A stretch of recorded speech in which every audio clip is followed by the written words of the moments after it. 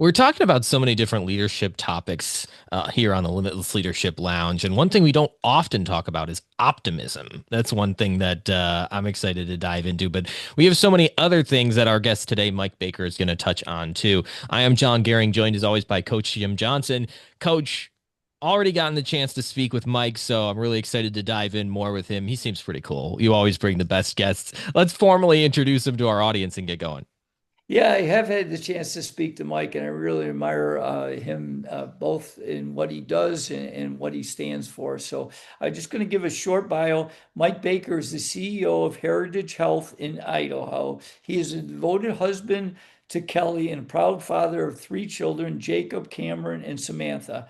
Mike has many talents, including making music, visual art, as well as playing goalie on a men's hockey team.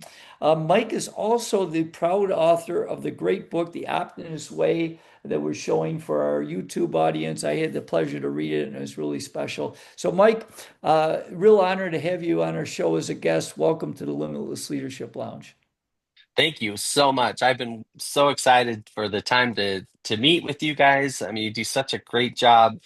The world just needs more voices like this, right? I mean, it's really lonely being a leader and having, having these podcasts to listen to and other mentors to work with. It's really special. So I'm very honored to be here. Thank you. Yeah, our pleasure. So, digging in, because I've studied some about optimism, and so I'm going to dig right in about why do you believe it's important? Because we try to help young leaders, and often when you get into a leadership position, optimism ends up going away from you. So tell us, in your perspective, why you believe it's so important to have optimism consistently as a leader. Yeah, no, I believe having optimism as a leader is a critical skill. When you look at the leaders that have been able to accomplish things, right? Nobody's ever made it very far saying, "Hey, tomorrow's never going to be successful," right? I mean, Yeah. when you have that optimistic attitude to say, "Listen, I know that tomorrow is going to be better because we have the skills and the people and the energy to work to make it better." You can overuse optimism, right? I mean, there's lots of times where people are like, that is not grounded in reality. That guy's crazy. Like every once in a while, that's okay. But as a leader, your job is to take people from point A to point B with clarity and optimism and make the world better, whatever situation you're in. You have to believe that it's going to be better, or you won't bring people with you. And I think that's the primary job as a leader is to bring people with you and have that attitude where, look, I know that tomorrow's going to be better. Yeah. Yeah. And it's the thing that I admire about you and your work is the power of finding something optimistic in every circumstance, right? But then I often hear this phrase, the idea of, oh, I'm not an optimist, I'm a realist. Right. And that's something that it creates tension in my mind because, like, well, why can't you be both? What would you say Uh-huh. to someone who sees themselves more as a realist than an optimist? I love that I love if I was going to talk to somebody that was saying that, I really would say thank you. I'm so glad that you recognize that you need to be grounded. I believe the right balance is being a realistic optimist. Right? I mean, so frame everything to say, like there are times as a leader, like it is so lonely and dark and hard, and you have to like channel it in yourself. And so sometimes it's like, okay, I've got to rally, I've got to go. And then I go talk to my team and I say, like, this sucks right now. It is really, really hard right now. The challenge we're facing, I've been in healthcare for a long time. And so there's so many examples of, you're running down the road and you think you're doing something great to take care of people. And then all of a sudden a new rule comes along or funding drops or X, Y, or Z happens. And it would be so easy to give up. But I always come back and say, listen, there, like the data that I have that makes me optimistic is that there's yet to be a problem that we haven't been able to solve. So, really using that to ground it and say, I can have a realistic approach to believe that tomorrow is going to be better. Now, that's a lesson I learned through my leadership years. This whole book was kind of spurred by a board member that said, Mike, you're too optimistic. And it is, I was like, I was tired of trying to defend that as almost like it was a character flaw. And so that's really what spurred the book, was just sort of my therapy session of saying, look, I'm not crazy. I mean, I might be, but here's why. Here's my thesis on why optimism is important. Well, I got to dig in even. Can you share a specific story when you took your team through a real challenge and through having that optimistic mindset, you were able to overcome it? Because people love, I always kid people that as a leader, I call them the CST, the chief storyteller. So I Right. think it's Yep. really important. So can you dig into maybe a story that can benefit our audience? Because in stories, we learn lessons, we're inspired, on and on.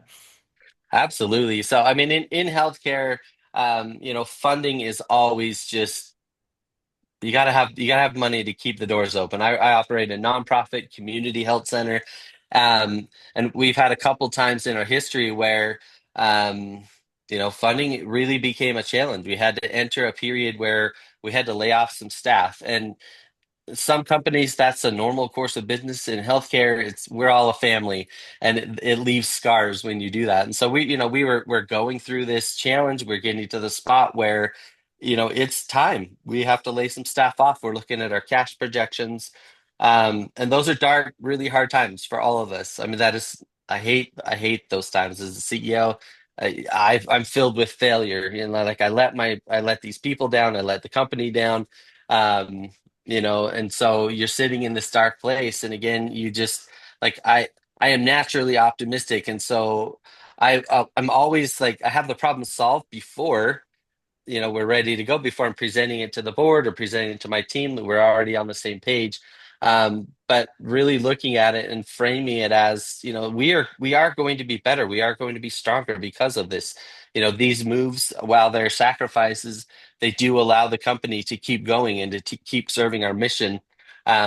Even sitting down with people, the first layoff we did, I met with everybody that we laid off just about, and it's the testament to the people that we hire. They all said, you know what, we understand, and if this is what it takes to make the organization better, we're okay. And it would have almost been easier for them to be just, I'm like, please be mad at me and hate me, right? Hmm. But really leading with that optimistic approach of, I mean, this person just lost their job, and they're already optimistic about the future. I mean, there's a layer there that is, I think, is so important, from a leadership style, from just even from the way that we approach life at work. Looking at it and saying, look, we know that things are going to be better. Not that anybody wants to enjoy a layoff period, right? But going through that process and having those responses from my team members, and most of them we hired back, and things work better. We're in a great position, now, and doing great things in healthcare. But those things are just, they're so hard. They're really, really hard. How does a leader's optimism trickle down to his or her team? Yeah, I mean, I believe it comes from the top. So, I mean, I have definitely seen companies where leaders they wake up every day and they make, I don't know, I always say it's a choice. You wake up and you choose to be optimistic or pessimistic.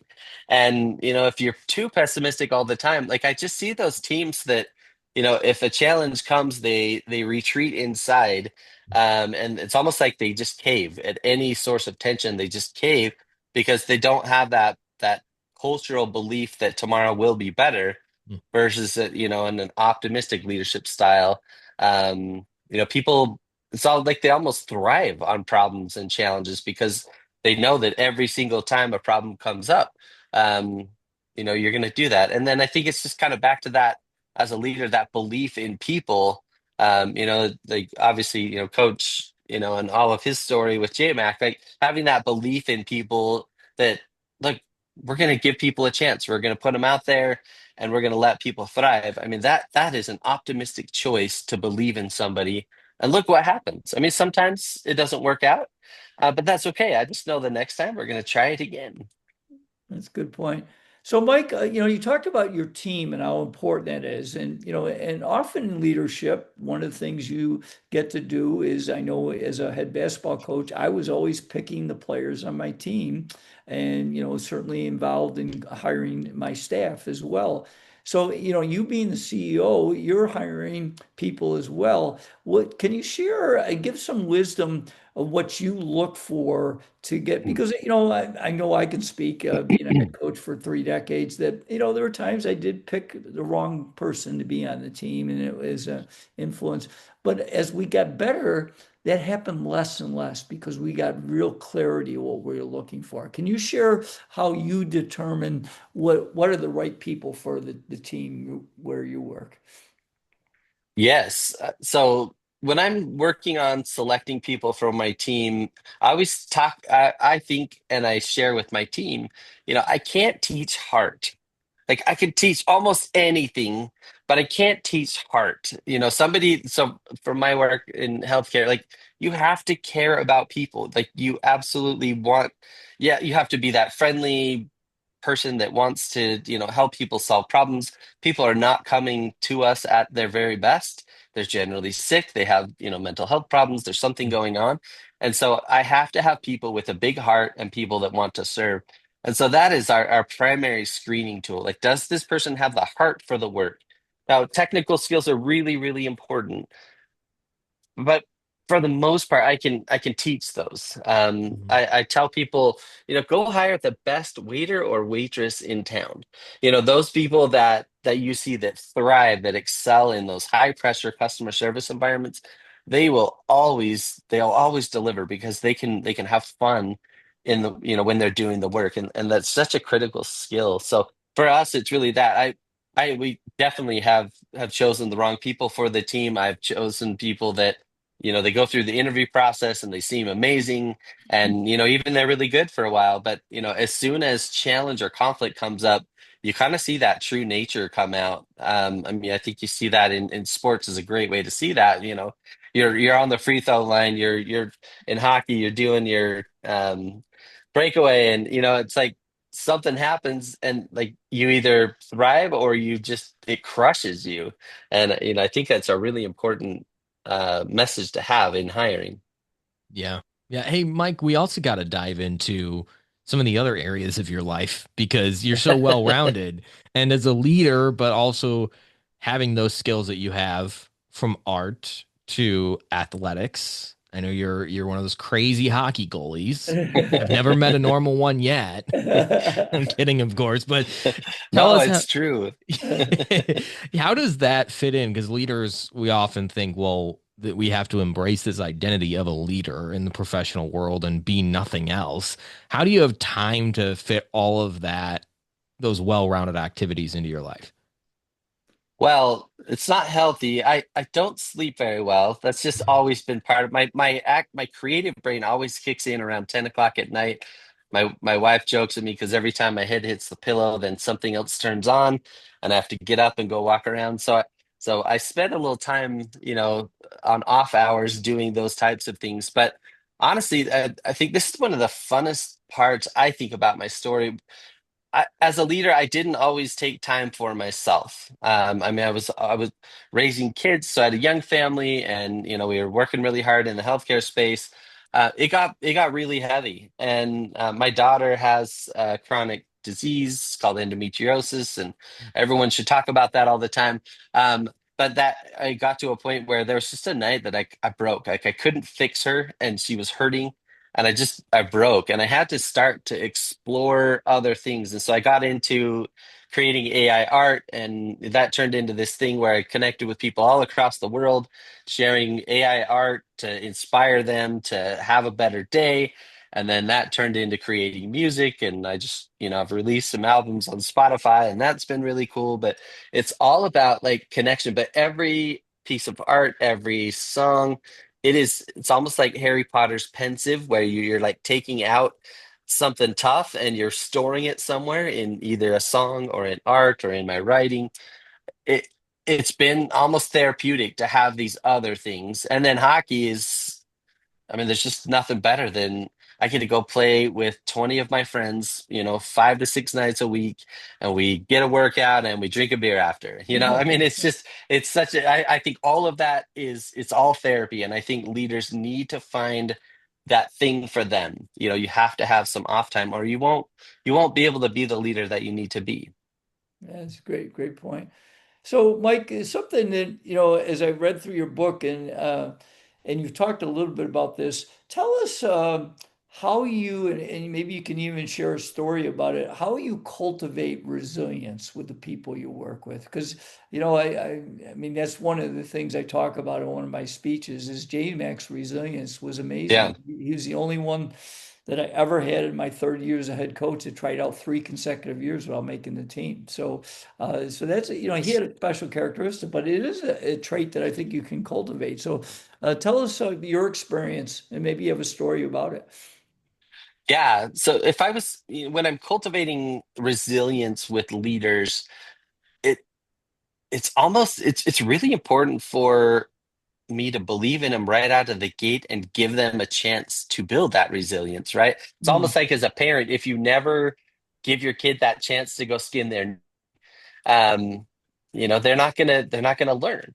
Now there are times when I use this with my kids. I'm going to use grumpy dad voice if you're running into the road, right? I'm gonna like, mm, get out of the road. Aside from that, I need to let people, have those experiences to learn. So I think it's really important as a leader that's cultivating leaders, start out early and give people a chance to feel the pressure. Take on a small project, let's see how they're doing, let them fail. I mean, you have to have chances to fail, because you have, like, as a leader myself, I get stronger when I go back and I feel that pain of letting people down, and then I come back from it. It's, just like weightlifting, you go to failure sometimes and your muscles get stronger.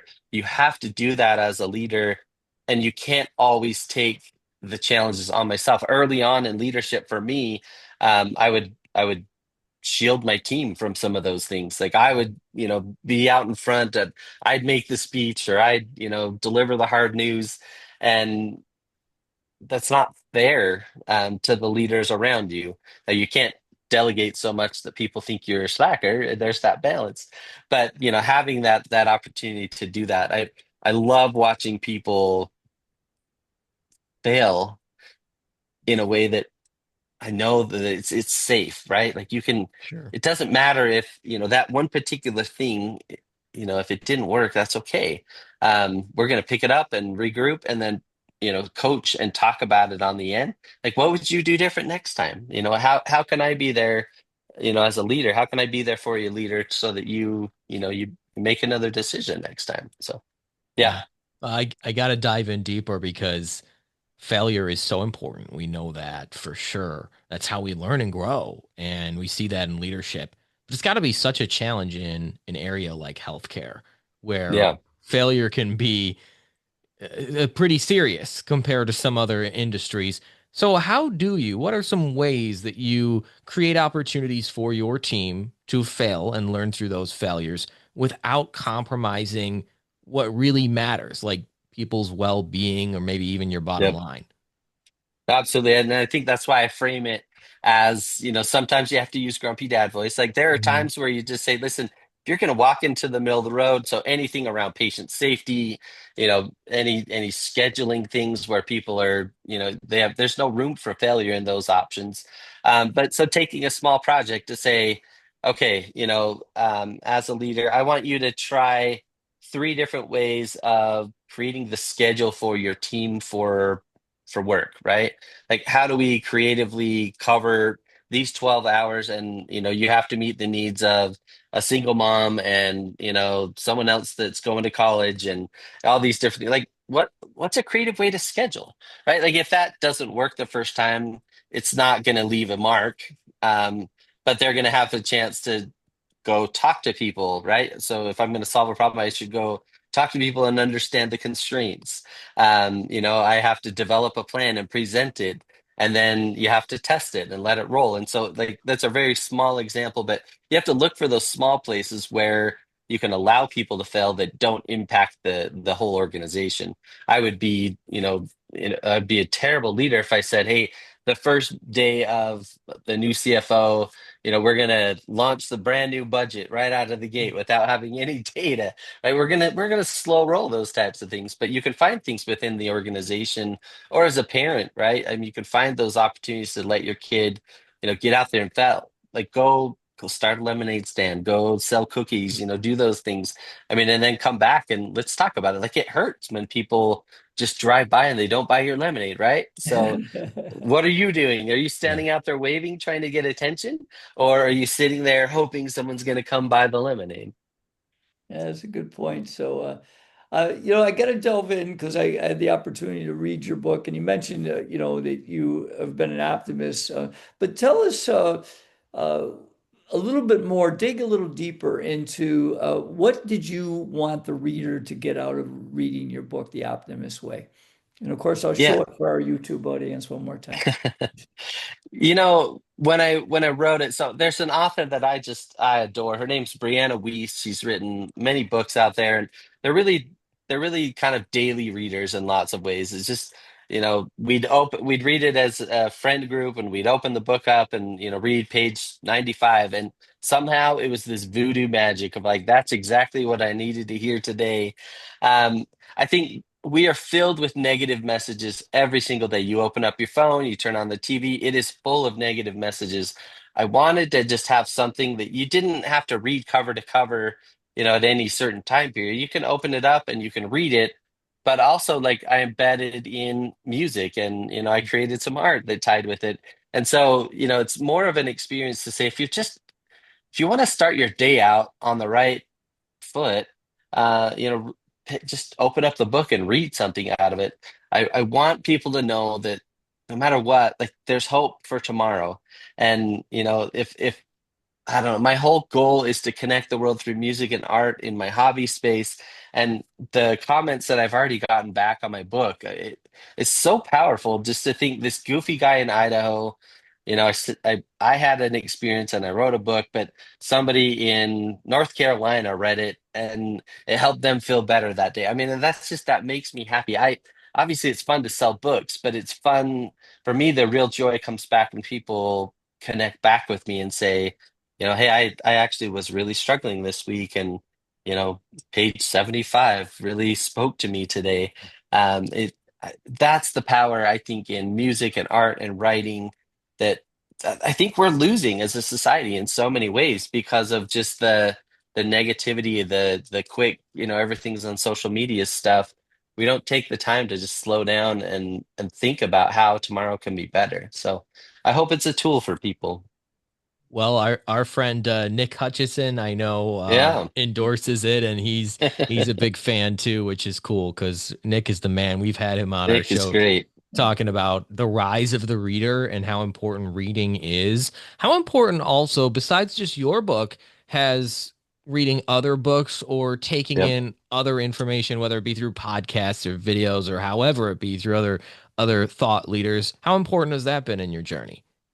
It's really important. There's a section in my book I talk about, what you water will grow, right? And Mm. so when we spend the time to actually invest in things that build us up, I become a better person. If I just sit at TikTok all day long, and I get on an algorithm that tells me that there's a squirrel conspiracy to take over the universe, right? Like I can land in these really dark places and I'm never going to see squirrels the same anymore, right? I mean, so whatever you feed, and I think that's what we're seeing right now as a society. It is so polarized, it's so negative because I think we're watering the wrong things. We're really spending time in conspiracy space. My neighbor has become my enemy now because a news source or something I read told me that they believe X, Y, and Z. And then all of a sudden, that neighbor that like I know Bob. Bob's a great guy. But now someone's telling me Bob's this terrible person, right? Like we're spending our time, way too much time and energy on that other side. And I truly believe, this is the thing that will take down our country, if we're not in that space to allow for differences of opinion without having them become the enemy in that space. And like I think you have to. I'm a middle of the road guy. The right answers come in the middle. That tension that we've talked about, like it all comes, it makes you stronger. the right answer is 4 or 5 levels deeper, and we've lost the ability to do that. And so I think reading, I think art, I think music, all of that stuff. I mean, you Yeah. have to feed your brain with positive, helpful information that makes you think I really can make tomorrow better. Otherwise, you're in that space where we lose way too many people in this country prematurely because they give up hope, and that breaks my heart. Well, I got to delve deep. I've got a few more other questions, but this one, so can you give us, besides, of course, the Limitless Leadership Lounge as Of podcasts, course. and of course, the Optimist Way, can you give us maybe a one or two books and one or two podcasts that you have gained a lot to help you with your leadership journey? Yes. So a couple of my favorite books. So I read a few books every year. One of them is Relentless by Jim Jordan. You probably are familiar with that one. I mean, that is such an incredible book where it as a leader, I think everybody should read that one. I mean, aside from the books we've talked about, um, that one it tells the story of resilience and becoming strong. I mean, anyone that's working with Michael Jordan, the greatest of the greatest, to help him be better, you better be learning some lessons from that person. Brene Brown, I love Brene Brown's books. She just released her new one. So she's on my auto rotate every year. I love to read those. And then Simon Sinek, from a business perspective, really understanding the why behind the work that we do.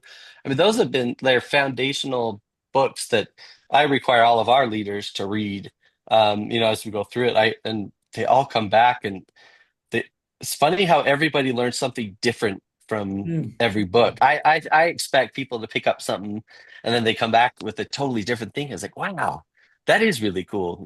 yeah. Yeah, those are great books. And lots of good books, but those are my top three authors.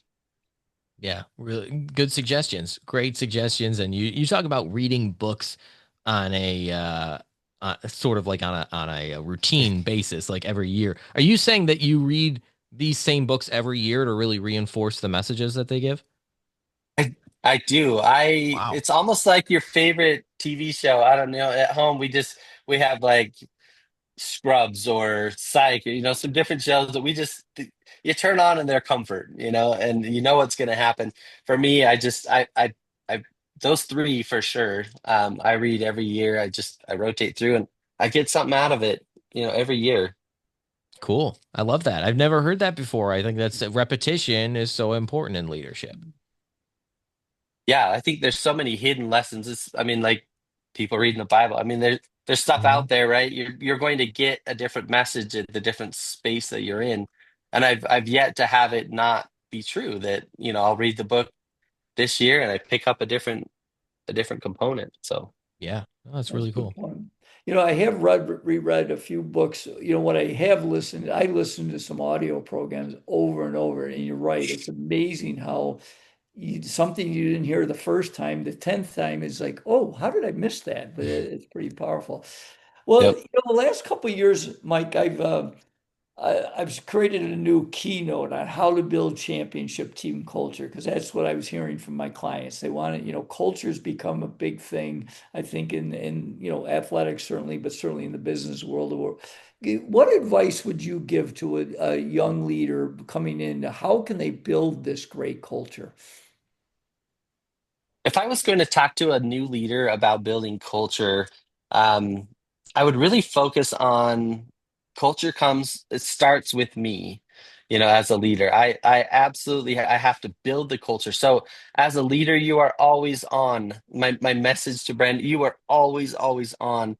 Even if you think you're not on, there's somebody that's going to watch you, and they're going to see how you react to a situation. So if you're at the bank and you lose your mind on the teller because they forgot to do X, Y, and Z, surprise, like your new hire was right behind you in line. And when you go and say, hey, we need to provide great customer service, it's a cultural element.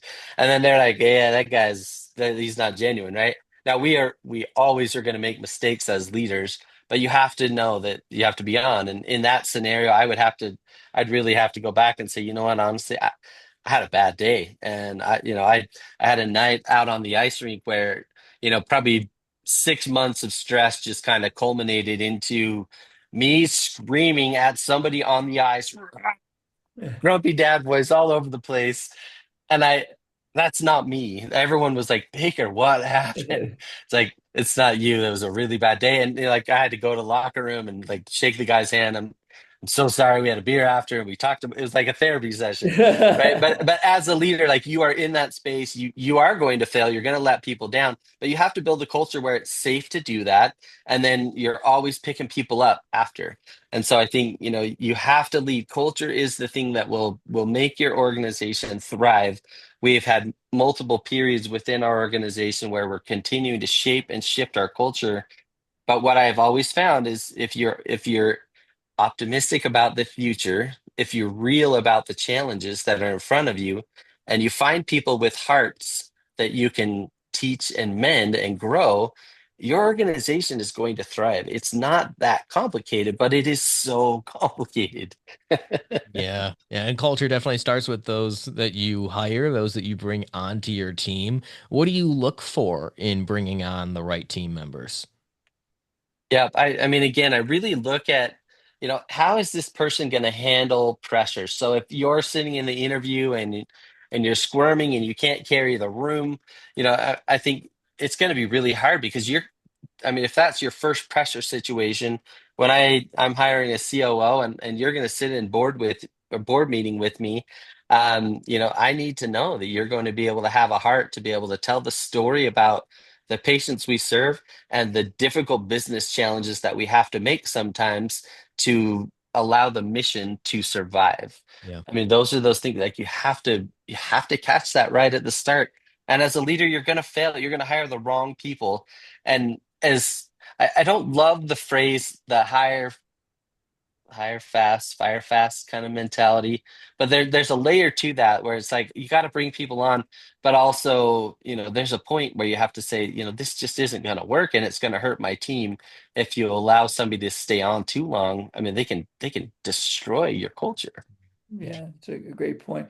It's interesting because you brought up a few times of seeing how people handle pressure, and it's amazing. Because I still watch a lot of sports, and one of the things as a coach I learned is I'll give you two just quick simple examples. Like we would have in our system where some guy would take the ball out of bounds. Well, in practice, if I realize that guy after numerous attempts, that's something he can't handle, we make the change. Right. Yep. And the same thing with who you want shooting free throws at the end of a game in a pressure situation. I figured out through repetition and practice, and how guys did is, okay, at the end of the game, we're going to get the ball to Jay or John. We don't want to throw it to Tony. Now you got to be subtle with that, but but Yep. they figure it out too, by putting them in pressure situations, and some handle it better than others. And that as a leader, you got to find people that can handle different situations, and use their strengths, and kind Mm. of thing. Yeah. So, Yeah. good point. So No, I you love that. talked about purpose and mission. Can you delve into that a little bit deeper, like as far as getting to share the mission and getting people to buy into a mission? Can you talk about that? Yeah, when I think about mission and purpose for an organization, Simon Sinek, he's obviously the master, talks about this, but like kind of creating those eternal businesses, right? So I want something that is going to outlast me Hmm. as a leader. If I'm a young leader, if I'm starting my own company, if I'm doing something, I can't just think about tomorrow's quick buck. I have to think about what's sustainable for the future. And so really creating that space to say, how do we bring people and align them on the mission? The goal is not just to make $10 million tomorrow. That can be, and that's a great goal, right? Can I build a sustainable system? So for me in healthcare, it's less about a quick turnaround. It's the sustainable system to make sure that from birth to the end of a very long, healthy life, we have a system that takes care of people. That mission, our mission within our organization is to improve life. It's very simple. Everything we do is just to improve life. And so telling that story and connecting it with the front desk person that's scheduling the appointment all the way to the medical provider to the referrals person, like if we don't all believe in the culture that my job is to make your life better, we're going to let people down. And in healthcare, when we let people down, that's a it's this almost the sacred betrayal, right? It's like they are trusting us with something very important. Medical issues, mental health components. I mean, we do pharmacy and dental. I mean, there's so many things that you're tying into that really matter. If I'm not at my best and I deliver your diagnosis wrong, I might hear that there's no hope, or that there's no opportunity to make better. And so you have to really have people that are just bought in and connected with the mission. But you, as a leader, you have to live it every single minute of the day. I mean, there's a very few people in my life where I can turn off just a little bit, right? My wife, she knows me, and we have very safe space, and I can be like, "This is terrible, and I'm a loser," and blah blah blah, right? And then I get to come back and say, okay, oh, thank you. Tomorrow's a better day. But it's just so important for leaders to just embrace that. That is your job. Your job isn't necessarily to produce the widgets. It's to make people feel that incredible value and connection to this widget is going to, change the world.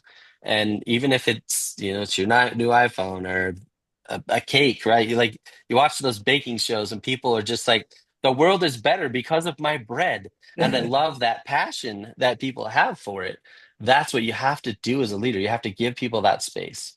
Yeah. Oh, yeah. It's so good. And I know we have leaders checking this out from all different industries. So I don't want to get too far off in the weeds, but I got to ask you one more question about the healthcare industry because I would think it's incredibly hard. We've all heard those stories about, oh, my doctor just trying to get me in and out, or all sorts of other horror healthcare stories where the people have been wronged Mhm. because the priorities aren't properly aligned. So how do you, when I'm sure there's lots of temptation when it comes to profit, when it comes to making your life easier or your employees' lives easier, how do you keep that North Star the North Star? How do you keep the why your focus of constantly just improving people's lives? Yeah, I mean, you have to have that North Star of community and service. I mean, those have to be the pillars of what you do in healthcare. I mean, it's personal to me. So I have seen my daughter go through the healthcare system. I've seen her be dismissed and not believed, and it has had serious ramifications on her life. When a doctor has said, "Hey, you know, a lot of my patients don't get better." But it was delivered in the wrong way, right? I mean, it broke her heart, it broke my heart, and I have just vowed that that will never happen within my organization. Now I know we're not perfect. I know that something like that can happen, but building that culture to say, even if I have to deliver the worst news possible, I have to be on. I have to do it right, and I have to deliver that message with as much hope as possible for tomorrow. Even if hope looks like the next 6 months of your life are going to be really tough, and I'm going to be right there walking alongside you, and we're going to make it the very best that it can be. I mean, those are incredibly difficult conversations to have with a patient, but there's a way to do it where you present it with dignity, you connect it with, and it's not all right, you got 6 months, see you later, I'm on to the next patient. Yeah. It's that spot where you have to slow down, you have to be there for the people that you're serving. It's like there's just this code, and if you can't be that person, you shouldn't be in healthcare. I'm lucky, as our organization is a nonprofit organization. Like, yes, we have to make money, but our every single dollar we make gets invested back into the organization. It allows us to be stronger. So the profit mentality, while it's very important, we're not going to make decisions, profit over a patient. That doesn't work. I know it happens, but that we can't do that. Yeah. It's way too important. Well, Mike, as we wrap up, first of all, I just want to thank you for your time and wonderful insights today. We really enjoyed you having you as a guest. And to wrap up, I have one final question that I know John will find out a little bit about your contact. He may want, but let's just go to this scenario. You have a family and you see young people coming into the world. So someone that graduated from high school and just wants to get in the working world, is someone that just finished college. What advice would you give to that person to help them get off to a good start? I love your questions. They're so good. I mean, they're my favorite conversations to have with people. Um, lead with one thing. So I think as leaders, look for opportunities to have those conversations because the world really needs us to have those conversations with young leaders. So don't shy away from that, and remember Coach's question and just seek opportunities out. Now, if I'm on the other side asking that question, you have to find something that you can connect with to build your passion, right? You can choose any field. I joke with my brother, he's a banker. I'm like, I love my job. I probably could love other things, but I absolutely love my job. Now he's a banker and he loves his job. He does a great job. He helps people build their companies, right? My son is an electrician. He loves his job. My other son, he moved to New Zealand and he's learning all about wine and running a bar and a restaurant, and he loves his job, right? My wife's a Pilates instructor. She loves her job. We all know these people. You have to find a way to love your job. Life is way too short. We spend way too much time and energy at work to hate it.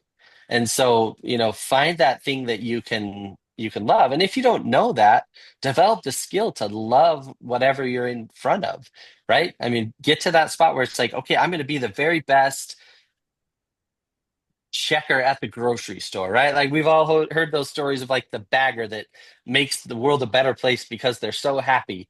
I mean, just develop that skill. That is probably the most important skill to develop as a young leader, as a young person coming out of high school is like, how do I develop passion for something, even if that passion is for bagging groceries or flipping burgers, whatever it is. We all have those jobs where we start, but have fun with it and develop that passion, and you're never going to work a day in your life, right? Everything you do will just feel special and important. Which leadership role is more of a challenge? Being a leader in the healthcare industry or being a parent? I think being a parent is always the biggest challenge. In the healthcare world, I actually can control a few things. As a parent, the more you try to control things, whew, the worse you're going to be. I think maybe it's the value of grumpy dad voice versus non-grumpy dad voice.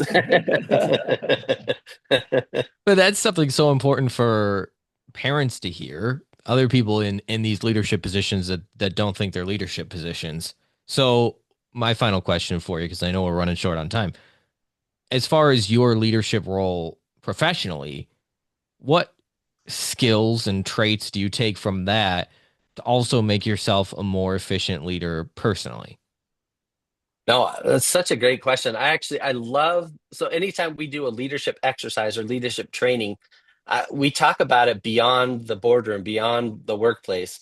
We've been doing the DISC assessments, the personality assessments, right? And we talk about it like, okay, yeah, as at work, I'm this person, but also at home, if I know what my communication style is, well, it's very important to understand that at home too. And I think one of the best things to do is like have your wife take a disc and you take a disc or whatever, and then like actually have that conversation and understand my wife is very process driven. I'm an ADD guy out in the clouds, like dreaming, and my wife, we have this great balance, right? There's the book out of the EOS system that really talks about the integrator and the visionary leader, and like having that partnership to make sense. I think that's the space where all of this makes sense. You're becoming a better leader at work, but if you're a better leader at home, you're going to be a better leader in the workplace and for your community. So I don't think you can really separate those things when you're looking at leadership lessons. Agreed. Mike Baker, we can't thank you enough for all the positive, the optimistic insights that you've brought us today. You got to get the book, The Optimist's Way, Rising with Hope Toward Purpose and Light, because we all need more of that in our world. How do we get more Mike Baker in our world besides the book? Because we can learn a thing or two from you for sure. Well, it's such an honor. I just recorded my Spotify Wrapped video. So anyone that listens to Spotify, you get a video at the end of the year, the artist that you listen to the most. And it was so cool because I have people that listen to me. So uh, it's fun. I think I'm trying to be everywhere. MikeBakerHQ.com is really like the central source. I was like, I have way too much chaos in my life, so I just try to put it in one place. Um, Everything I do and create, I want it to mean something to people that connect with it, whether that's leadership, whether that's in music and art. I've got an art show that's happening in Coeur d'Alene, and it's all about women's health and how we can change the world through better women's health. It's those types of things that make sense. So I think MikeBakerHQ.com is a great spot. The book's on Amazon, music's on all the streaming services.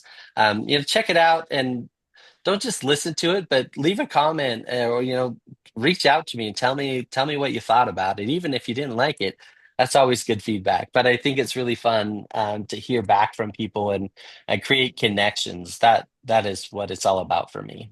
I think I misunderstood you because you said your Spotify rap. You don't rap, do you? No, yeah, that's right. So they call it your wrapped video, Got it. and it's Okay. it's like the summary of the music that you listened to that year. So definitely, I've tried some rap videos with my AI, but it's not as good. I was gonna say, I was like, I've heard Mike's stuff. I don't think there's rap in there, but okay, It's got it. true. It's true.